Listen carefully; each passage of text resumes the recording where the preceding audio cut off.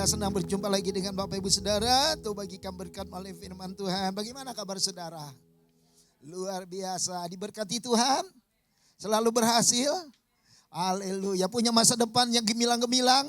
Kita beri kemuliaan meriah buat Allah kita yang hidup. Haleluya. Haleluya. Haleluya. Bapak Ibu Saudara, hari ini saya akan berbicara tentang upah dari mengasihi Tuhan. Slide yang pertama tolong diperlihatkan dulu. Haleluya, puji Tuhan. Haleluya. Haleluya. The reward to loving God. Hari ini saya akan bicara tentang upah dari mengasihi Tuhan. Tadi saya sudah sampaikan, kasih Tuhan itu adalah akar dari segala kekristenan Bapak Ibu Saudara. Jadi segala sesuatu yang kita kerjakan dalam kekristenan akarnya adalah kasih. Karena itu kita harus tertanam di dalam kasih Tuhan. Dan orang yang mengasihi Tuhan tentunya adalah orang-orang yang bisa mengasihi sesama. Mengasihi sesama. Dan orang-orang yang mengasihi Tuhan adalah orang-orang yang bisa hidup di dalam firman. Taat dengan firman. Dan orang-orang yang mengasihi Tuhan adalah orang-orang yang juga hidupnya penuh dengan anugerah dan kebaikan Tuhan. Karena itu kita harus belajar. Untuk kita belajar taat kepada Tuhan. Amin. Oke, nah sekarang kita akan baca Alkitab kita. Saudara lihat di slide yang kedua. Mari tampilkan slide yang kedua. Oke, mari kita bangkit berdiri Bapak Ibu Saudara. Satu ayat ini kita baca sama-sama. Oke, kita lihat ya.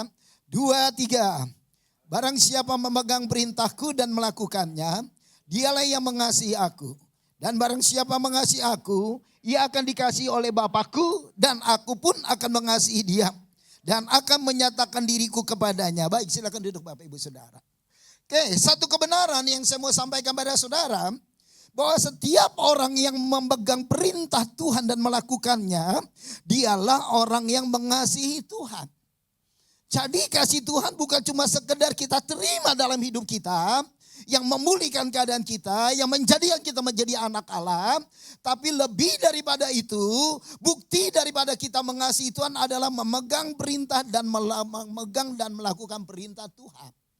Terlebih lagi Bapak Ibu Saudara menjelang akhir zaman.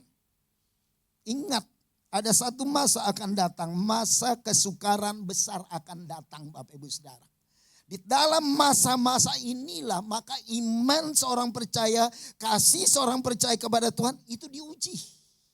Apakah kita mau melakukan firman, melaksanakan firman, atau kita mau mengikuti dunia, atau cara-cara dunia.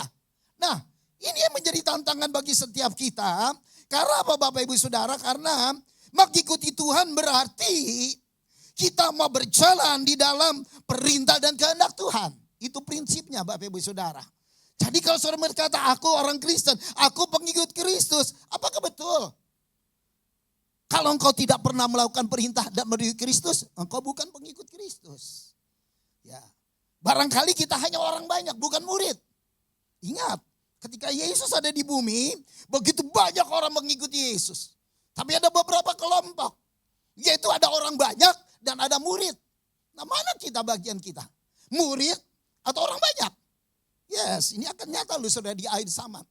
Dan satu nubuatan yang saya dengar bahwa akhir zaman ini gereja akan split menjadi 2. Antara gereja yang benar-benar purity, Christian dengan gereja yang duniawi. Gereja yang compromise to the world. Ya, ini akan terjadi loh Bapak Ibu Saudara di akhir zaman. Ingat. Ini akan terjadi hanya kasih Tuhan yang tidak pernah bisa memisahkan kita. Amin saudara. Karena itu di ayat ini dikatakan barang siapa memegang perintahku dan melakukannya dialah yang mengasihi aku. Saudara mau mengasihi Tuhan? Saudara mau mengasihi Tuhan? Amin. Amin. Ya harus memegang perintah dan melakukan. Oke. Ya. Nah selanjutnya dialah yang mengasihi aku. Dan barang siapa mengasihi aku, ia akan dikasihi oleh Bapakku dan aku akan mengasihi dia dan akan menyatakan diriku kepadanya. Nah Bapak Ibu Saudara kasih dalam Tuhan. Ini adalah yang kedua bagiannya, adalah yang saya sampaikan hari ini adalah barang siapa mengasihi aku, ia akan dikasihi oleh Bapa. Jadi ada aksi, ada reaksi. Aksi kita adalah semakin berakar ke dalam Tuhan. Akar itu gak kelihatan Bapak Ibu Saudara. Betul? Akar tidak kelihatan. Jadi kalau saudara bilang mengasihi Tuhan bukan cuma saudara kelihatan tiap minggu ke gereja. Bukan cuma kelihatan saudara di Bible study. Bukan cuma kelihatan saudara melayani atau berbuat baik. Tapi akar itu tidak kelihatan. Artinya lewat apa? Persekutuan pribadimu dengan Tuhan. Yang tidak kelihatan mata itu akar. Amin saudara. Ya, semakin lama kau bergaul dengan Tuhan, semakin dalam kau dengan Tuhan, semakin lama kau bersekutu dengan Tuhan, itu akar. Semakin kau menyukai penyembahan, semakin kau menyukai firman, semakin kau menyukai untuk berdoa kepada Tuhan, itu akar. Saya ingatkan saudara, itu akar. Ya. Nah sekarang upah dari mengasihi Tuhan, apakah upah dari mengasihi Tuhan? Dengan kita mengasihi Tuhan maka dikatakan ia akan dikasih oleh Bapakku. Dan aku pun mengasihi dia. Jadi ada timbal balik. Kita mengasihi Tuhan dengan berakar kepada Tuhan. Dengan melakukan perbuatan baik kepada sesama manusia. Maka Allah pun mengasihi kita. Wah luar biasa. Luar biasa. Nah apakah upahnya itu? Next slide please. Apakah upahnya itu? Oke, nah upahnya adalah. Yang pertama adalah dikasihi Tuhan. Di dalam the Greek word-nya disebut agapao. Agapao. Nah, apakah arti kata agapao dikasihi Tuhan? Orang yang mengasihi Tuhan maka dikasihi Tuhan. Kata mengenai dikasihi Tuhan itu agapao yang artinya welcoming you, membuka diri. Tuhan membuka diri bagi hidup kita. Menyambut kita sebagai pribadi yang dikasihi, yang dicintai dan dirindukan. Wow. Tuh. Hanya orang-orang yang mengasihi Tuhan, yang disambut oleh Tuhan untuk dikasihi, dicintai dan dirindukan oleh Tuhan. Enggak peduli dosamu sepakat apa. Enggak peduli kesalahanmu banyak catatannya. Enggak peduli masa lalu hidupmu yang begitu pekat. Allah membuka dirinya bagimu. Amin saudara. Wow. Allah tidak memperhitungkan kesalahan kita. Allah tidak mengingat-ingat dosa-dosa kita. Tuhan melupakan segala pelanggaran hidup kita. Wow, itu dia. Makanya saya katakan bahwa dengan Tuhan itu jangan pernah takut. Tidak ada lubang yang paling dalam yang tidak dapat Tuhan masuki. Amin saudara. Wow. Tidak ada kepekatan yang tidak bisa dihapus oleh Tuhan. Amin saudara. Itu welcoming you. Jadi jangan pernah merasa aduh Tuhan aku berdosa. Aduh Tuhan aku doing that, doing this. Gitu. No. Percaya Allah tidak pernah ingat-ingat. Dan dibuang di tubi laut yang paling dalam. Amin saudara. Wow itu welcoming you. Ya. Kita seperti orang yang dirindukan Tuhan. Kita seperti orang yang dicintai Tuhan. Makanya saya beritahu saudara apa yang Tuhan lakukan. Bapa berkorban memberikan Yesus yang tunggal anaknya. Yesus berkorban mati di atas kayu salib. Amin saudara. Wow. Dan Roh Kudus. Begitu kita lahir kembali. Diberikan. Dia berkorban selama umur hidup kita ada di dalam diri kita. Yang masih suka berbuat jahat. Yang masih bisa berbuat dosa. Yang sering menyakiti akan hati Tuhan. Tapi Roh Kudus gak pernah tinggal dari diri setiap kita. Amin saudara. Wah itu pengorbanan yang luar biasa. Ya. Roh Kudus Tuhan berikan seperti GPS. Tahu GPS? Tahu GPS? Bilang dong tahu gitu. Jangan tegang-tegang. Ini udah agak longgar waktunya. Tadi waktunya kereta cepat. Sekarang agak longgar sedikit siang yang kedua. Gak ada kebaktian lagi kan hari ini Pak. Puji Tuhan. Yes, Bapak Ibu Saudara. Sampai di mana gua tadi ngomong? GPS. Saudara, Roh Kudus itu seperti GPS. Dia tertanam tinggal di dalam diri kita. Roh Kudus itu gak pernah meninggalkan kita.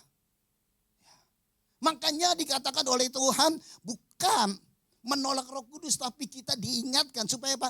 Nah, jangan mendukakan.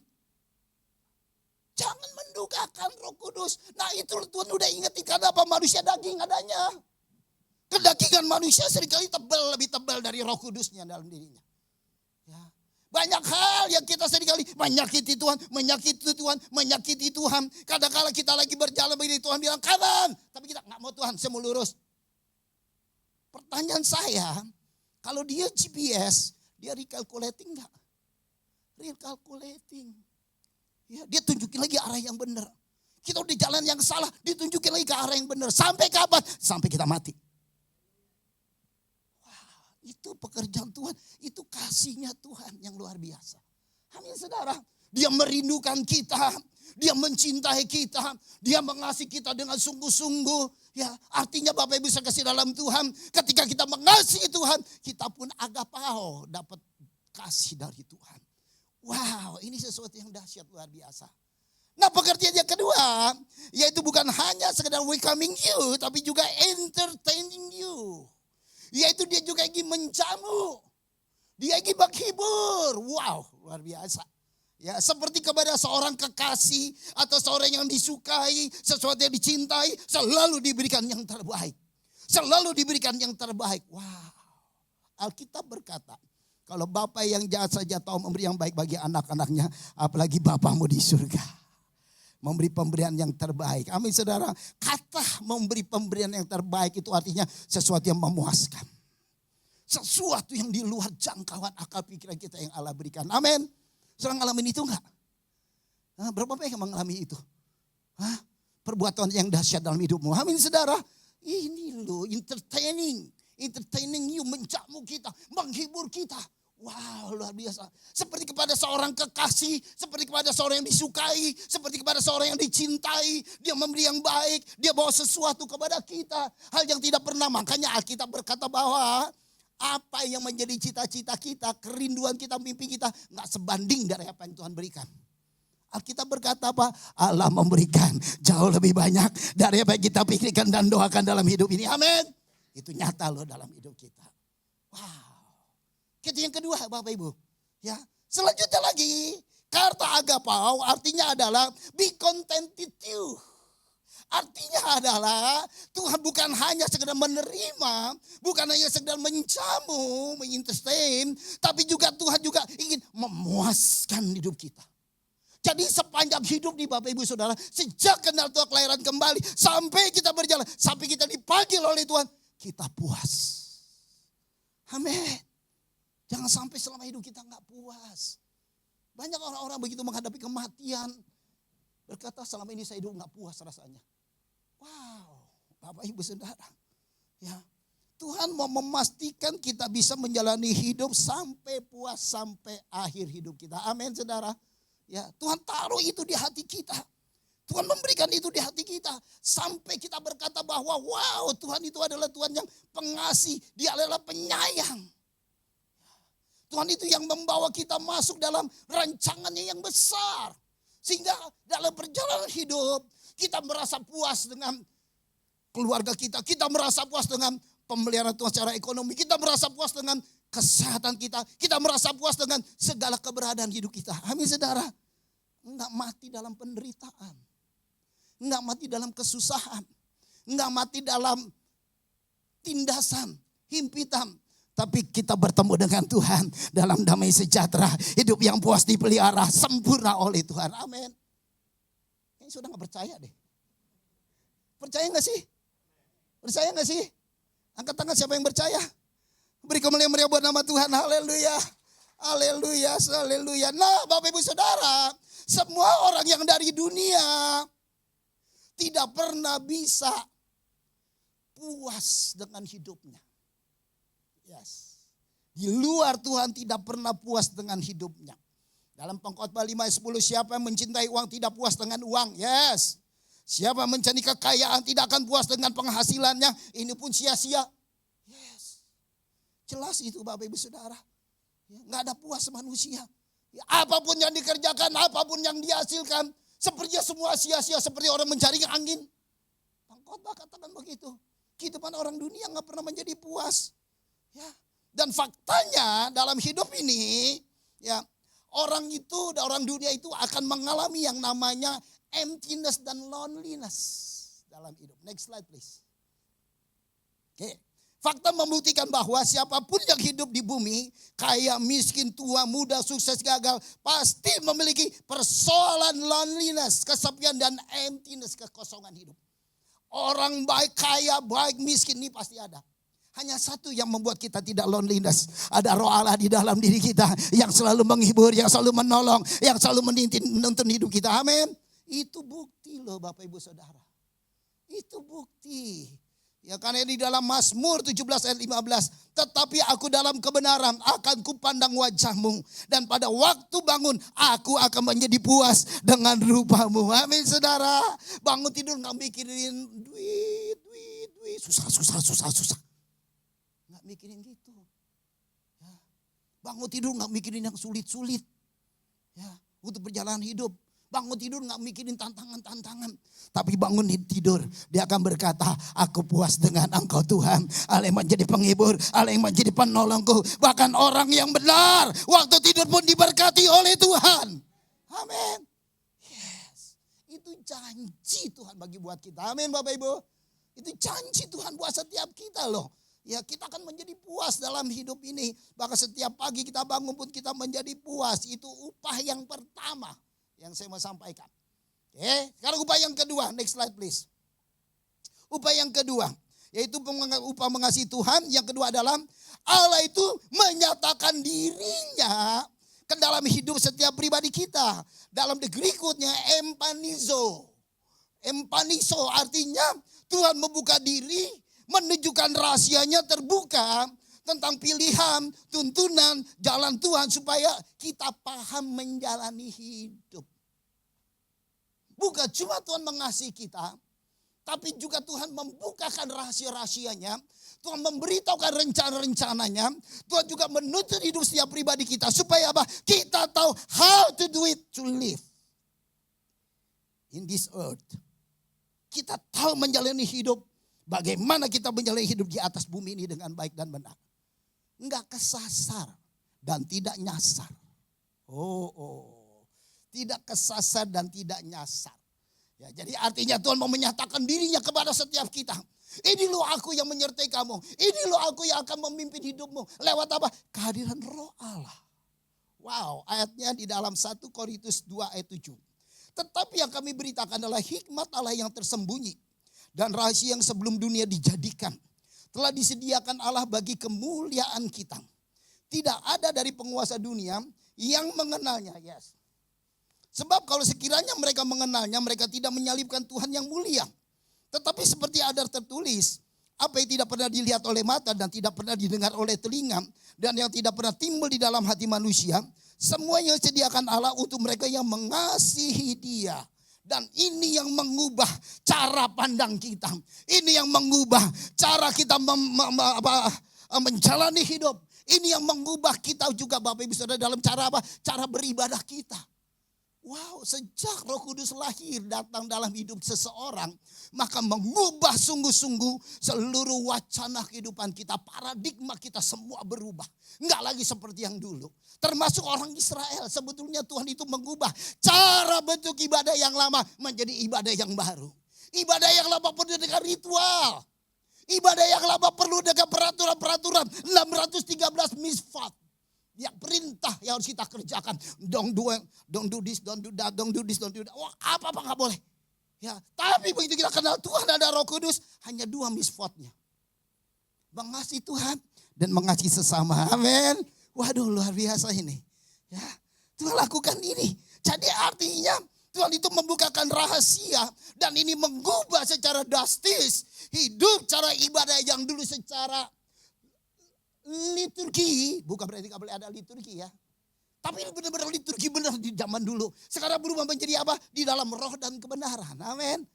Ibadah yang tidak lagi secara lahiriah, sekarang ibadah yang di dalam roh. Itu yang Allah ingini. Nah, lewat apakah Tuhan lakukan itu? Yaitu lewat inkarnasi. Okay, next slide please. Allah berinkarnasi. Yaitu Yohanes 1 ayat 14. Firman itu telah menjadi manusia. Dan diam di antara kita. Artinya inkarnasi, artinya Tuhan yang mengalami perubahan wujud.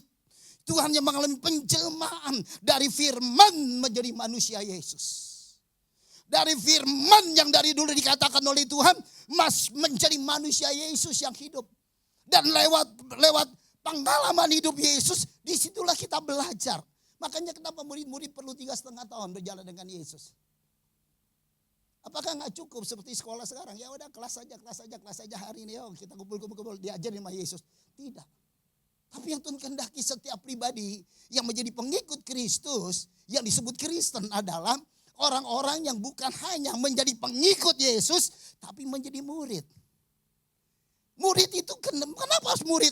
Murid itu belajar praktek. Belajar praktek. Kalau engkau murid, engkau belajar firman dan praktek hidup firman Tuhan. Amin saudara. Ya, jadi bukan cuma belajar. Itu cuma pengetahuan. So knowledge. Tapi kita juga menjadi pelaku firman. Jadi belajar praktek. Maka Yesus bawa semua murid. 12 murid 3,5 tahun. Melihat apa yang Tuhan ajarkan. Melihat apa yang Tuhan perintahkan. Dan Tuhan praktek. Wow. Itu kekristenan loh Bapak Ibu Saudara. Ya. Lewat reinkarnasinya Tuhan. Kolose 2 ayat 2 yaitu Kristus. Sebab di dalam dialah tersembunyi segala harta, hikmat dan pengetahuan. Kenapa Yesus perlu hadir di bumi? Yaitu untuk menyatakan hikmat dan pengetahuannya Allah yang limpah luar biasa. Wow, luar biasa ini. Ya. Ayat Efesus 1:17 dan meminta kepada Allah Tuhan kita Yesus Kristus yaitu Bapa yang mulia supaya Ia memberikan kepadamu roh hikmat dan wahyu untuk mengenal Dia dengan benar. Tanpa Roh Kudus kita nggak pernah bisa mengenal Allah dengan benar. Tanpa Roh Allah semua masih tersembunyi. Hanya lewat orang-orang yang dipenuhi oleh Roh Kudus, diisi oleh Roh Kudus akan memahami mengerti siapa Allah. Amin. Makanya Roh Kudus tinggal dalam diri seseorang. Roh Kudus tinggal memberikan pengetahuan, memberikan hikmat dan wahyu. Next slide please. Penyataan diri Allah. Dari inkarnasinya Tuhan, maka Tuhan pun menyatakan diri, memberikan penyataan dirinya. Yaitu lewat apa? Hikmat atau sofia. Yaitu pengetahuan, pengertian, kecerdasan, atau ketajaman berpikir dan kebijaksanaan. Nah, saya mau sampai pada saudara, ini adalah sesuatu yang penting kita berjalan di dalam hikmatnya Tuhan. Dan hikmat Tuhan lahir dari hati yang mau mengasihi Tuhan, lahir dari hati yang takut dari Tuhan. Maka hikmat itu datang, pengertian itu datang. Nah, Bapak Ibu saudara kasih dalam Tuhan, hikmat itu yang membukakan rahasia-rahasia hidup. Dalam hidup ini begitu banyak rahasia, begitu banyak hal yang membuat kita nggak tahu berjalan harus bagaimana. Kita melakukan bisnis gimana, kita sekolah gimana supaya sukses. Kita kuliah gimana supaya sukses. Kadang-kadang kita nggak tahu bagaimana caranya supaya kita bisa sukses sampai di sana. Bukan shortcut. Sukses bukan karena shortcut, tapi sukses karena Tuhan berikan hikmat. Amin. Ya, sukses ini penting bagi kita menjalani hidup. Makanya Tuhan perlu penyataan dirinya lewat kepada hidup kita. Kehadiran Yesus. Dan Yesus naik ke surga ke rumah Bapa menyediakan tempat bagi kita. Dan memberikan rohnya kepada kita. Sehingga lewat roh itulah kita memiliki hikmat Allah. Kita memiliki pengetahuan akan Tuhan. Ya, sebagaimana Daniel 9:5 ayat 12. Karena pada orang itu terdapat roh yang luar biasa. Dan pengetahuan dan akal budi. Sehingga dapat menerangkan mimpi, menyingkapkan hal-hal yang tersembunyi. Dan menguraikan kekusutan. Waduh. Hidup ini gak susah dijalani loh saudara. Kalau hidup kita betul-betul ada di dalam Tuhan. Tuhan di dalam kita. Amin. Ya, kita gak akan banyak mengalami distracting. Kita akan banyak mengalami akan hambatan-hambatan dalam hidup. Karena kita tahu apa yang harus kita pilih. Kita tahu kemana kita harus berjalan. Anak-anak muda tahu apa yang harus saya ambil, major apa yang saya harus mengambil kuliah. Kita tahu kita harus bagaimana, memilih kerjaan apa. Amin saudara. Enggak dipermainkan. Hidup ini hanya muter, enggak berhasil. Ya, sama seperti orang Israel muter 40 tahun enggak sampai-sampai. Ya, karena apa? Ketidakpenundukan kita kepada Tuhan menghasilkan kita tidak pernah sampai di tujuan Tuhan. Ya, itu menghambat langkah hidup kita. Makanya kita perlu hikmat Tuhan. Kita perlu Tuhan membawa kita menjadi orang-orang yang unggul. Ya. Next slide please. Hikmat membuat unggul. 1 Korintus 1:26. Ingat saja saudara-saudara. Bagaimana keadaan kamu ketika kamu dipanggil menurut ukuran manusia. Tidak banyak orang yang bijak. Tidak banyak orang yang berpengaruh, tidak banyak orang yang terpandang. Ada yang merasa bijak di sini? Ada yang merasa menjadi orang yang berpengaruh di kota ini? Kita semua dipanggil dari orang biasa-biasa. Kita dipanggil dari orang-orang yang sepertinya nggak diperhitungkan bagi dunia. Kita dipanggil dari orang-orang yang sepertinya nggak dipandang sebelah mata. Aduh, sebelah mata aja nggak dipandang, apalagi dua mata. Tapi satu hal, ya, Allah mau kita membawa terang Tuhan. Kita membawa garam Tuhan di dunia ini. Untuk apa? Mempermalukan yang pintar-pintar itu. Lewat apa? Hikmat yang Tuhan taruh dalam hidup kita. Pengertian-pengertian yang Tuhan taruh dalam hidup kita. Tuhan mau seperti itu.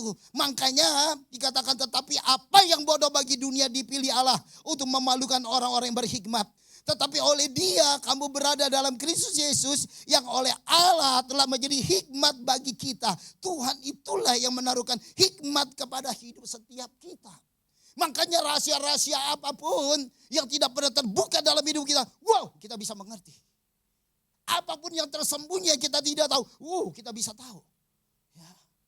Jadi makanya kenapa banyak orang gak berhasil? Karena dia gak bergaul dengan Roh Kudus. Dan Roh Kudus menjadi pasif dalam hidup. Makanya orang-orang yang dipimpin Roh Allah adalah anak Allah. Bukan dibilang anak-anak kecil, bukan children of God, tapi son of God. Ya. Dalam the Greek word-nya bukan teknon, tapi bios, anak-anak yang dewasa di dalam Roh Tuhan. Nah, kita harus bertumbuh dalam Roh Tuhan. Semakin Roh Tuhan menguasaimu, semakin Roh Tuhan tinggal di dalam dirimu, semakin Roh Tuhan makin besar dalam dirimu menguasai engkau, kecerdasan, kepandaian akan datang bagi hidupmu. Hikmat Allah akan memenuhimu. Amin, saudara. Tapi kalau kita, masa bodoh dengan Tuhan. Nah, nanti ajalah, pokoknya yang penting saya bisa jalan hidup dari hari ke hari. No, engkau gak pernah maju dalam hidup. Saya beritahu saudara, engkau gak pernah maju dalam hidup. Karena ingat, hanya penyataan Allah dalam dirimu yang kau membuat kau sukses. Hanya penyataan Allah dalam dirimu yang membuat kau berhasil dalam hidup. Amin. Okay, next slide please. Penyataan diri Allah membuka rahasia-rahasianya Allah. 1 Korintus 2 ayat 10. Karena kembali kita Allah telah menyatakan oleh Roh. Sebab Roh menyelidiki segala sesuatu. Bahkan hal-hal yang tersembunyi dalam diri Allah. Siapa gerangan di antara manusia yang tahu apa yang terdapat di dalam diri manusia. Selain roh manusia sendiri yang ada di dalam dirinya. Demikian pula lah tidak ada orang yang tahu apa yang terdapat di dalam diri Allah selain Roh Allah. Bapak Ibu Saudara, ada banyak rahasia yang kita nggak bisa cerna dalam hidup ini. Saya nggak pernah berpikir sebelum tahun 2015, saya nggak pernah berpikir akan ada gereja New Identity Church di Indonesia. Saya tidak pernah berpikir. Ya, sampai satu kali Tuhan berikan penglihatan kepada saya. Ya, saya dibawa Tuhan pergi ke suatu tempat yang jauh sekali. Dan tempat itu adalah tempat di mana saya ada di dalam satu ladang yang besar. Dan ladang itu dipenuhi dengan pohon-pohon yang masih hijau. Dan saya dibawa oleh seseorang yang saya nggak kenal. Naik sebuah traktor yang besar di perkebunan itu. Saya dibawa keliling. Dia bilang, lihat semua pohon sudah menghijau. Tapi dia katakan apa? Dia berhentikan traktornya dan dia bilang, tapi tidak ada buahnya. Wow, ngeri. Saya beritahu saudara, kita harus menghasilkan buah menjadi tuayan Tuhan. Amin saudara. Dan waktu itu dia turun dan dia beritahukan kepada saya, aku kasih traktor ini buat kamu. Ya, diganti mesinnya yang baru. Dan dia bawa satu baki, satu basket begitu. Buah-buah yang besar-besar. Hasilkan buah-buah yang seperti ini. Saya percaya membuka New Identity Church di Indonesia. Untuk membawa setiap jiwa-jiwa. Menghasilkan buah-buah bagi kerajaan Allah. Sehingga menjadi tuayan-tuayan bagi Tuhan. Wow. Bahkan saya beritahu saudara. Sebelum Pastor Daniel membuka ibadah ini. Ya, untuk menjadi ibadah yang soft opening di tahun yang lalu. Sebelum membuka nih. 3 bulan atau berapa 5 bulan sebelum 3 bulan sebelum Pastor Daniel buka soft opening di tempat ini, saya udah dengar suara Tuhan dalam doa pagi saya. Tuhan bilang apa? Kamu akan punya New Identity Church di kota Bandung. Saya bilang, yang benar Tuhan. Itu belum buka lu Bekasi waktu itu. Saya bilang isi saya, Tuhan bilang kita mau buka nih di Bandung nih. Ya, saya nggak tahu siapa, saya nggak kenal. Siapa yang mau dibuka Bandung? Siapa yang mau pegang Bandung? Tapi yang luar biasa, besok Minggu saya akan tahbiskan gereja yang ada di Bandung. New Identity Church yang ada di Bandung. Wow, luar biasa. Kalau Tuhan memberikan sesuatu Bapak Ibu Saudara yang gak pernah kita pikir, amin. Yang gak pernah kita mimpikan, amin saudara. Itu yang akan terjadi. Juga dalam hidup saudara, amin. Gak perlu takut dengan setiap persoalan, gak perlu takut dengan keadaan. Apalagi Indonesia, entar begini, entar begitu, gunjang-ganjing ini itu. Percayalah ketika Tuhan ada bersama dengan engkau, maka engkau menjadi orang yang diurapi. Kau menjadi orang-orang yang menjadi unggul dalam segala hal, amin. Yang kau tidak pernah sama dan biasa-biasa lagi Bapak Ibu. Haleluya, haleluya. Dikatakan lagi, siapa gerangan di antara manusia yang tahu apa yang terdapat di dalam diri manusia selain roh manusia sendiri yang ada di dalam dia. Demikian pula lah tidak ada orang yang tahu apa yang terdapat di dalam diri Allah selain roh Allah. Wow, ketika roh Allah ada di dalam diri kita, penyataan pewahyuan Tuhan akan datang bagi kita. Amin. Ya, Matius 13 ayat 11. Jawab Yesus, kepadamu diberikan karunia untuk mengetahui rahasia kerajaan surga, tetapi kepada mereka tidak. Wow. Kepada kita diberikan penyataan-penyataan kerajaan Allah. Jadi jangan pernah takut Bapak Ibu Saudara untuk berjalan di dalam kehidupan ini. Apapun yang ada di berita-berita, apapun yang digembar-gemborkan oleh dunia ini yang hanya ingin mengecilkan hati kita, percayalah ada Tuhan yang besar yang bisa menumbangkan Goliat. Ada Tuhan yang besar yang bisa mengalahkan apapun yang ada di depan kita. Amin. Itu pasti dan pasti dan pasti. Next slide please. Kolose 1 ayat 26 dikatakan juga demikian, yaitu rahasia yang tersembunyi dari abad ke abad dan dari turunan ke turunan, tetapi yang sekarang dinyatakan kepada orang-orang kudusnya. Saudara orang kudus, saudara orang kudus, pernyataan Tuhan akan datang bagi saudara loh. Ya, pernyataan yang luar biasa, yang berabad-abad tertutup, yang berabad-abad tidak tersingkapkan, akan dinyatakan bagi saudara. Amin. Ya, kemudian lagi kepada mereka Allah mau memberitahukan betapa kaya dan mulianya rahasia itu di antara bangsa-bangsa lain. Yaitu Kristus ada di tengah-tengah kamu. Kristus yang adalah pengharapan akan kemuliaan. Dialah yang kami beritakan. Apabila tiap-tiap orang kami nasihati dan tiap-tiap orang kami ajari dengan segala hikmat untuk memimpin tiap-tiap orang kepada kesempurnaan di dalam Kristus. Wow. Jadi Bapak Ibu kasih dalam Tuhan. Penting bagi kita untuk kita hidup memiliki persekutuan yang erat setiap hari dengan Tuhan. Kita harus membangun kehidupan yang selalu melekat dengan Tuhan. Kita harus berakar dengan kasih-Nya Tuhan. Karena ketika kita berakar dengan kasih-Nya Tuhan, maka sejauh apa kita berakar, sejauh itu pula kita menghasilkan buah dalam kerajaan Allah. Sejauh kita dalam dengan Tuhan, sejauh itu pula anugerah, kasih dan kebaikan Tuhan akan datang bagi setiap kita. Amin. Karena itu penting bagi kita untuk mengasihi Tuhan. Mengasihi Tuhan dengan cara bagaimana? Yaitu mengasihi Tuhan dengan cara melakukan perintah. Dan melakukan akan firman Tuhan setiap hari. Dengan kita melakukan firman Tuhan setiap hari, percayalah tanpa sadar Allah tentang Tuhan sedang mengarahkan hidupmu kepada sasaran hidup yang Tuhan tentukan bagi kita. Amin Bapak Ibu Saudara. Haleluya, saya percaya jemaat di tempat ini akan menghasilkan buah bagi kerajaan Allah. Jemaat di tempat ini.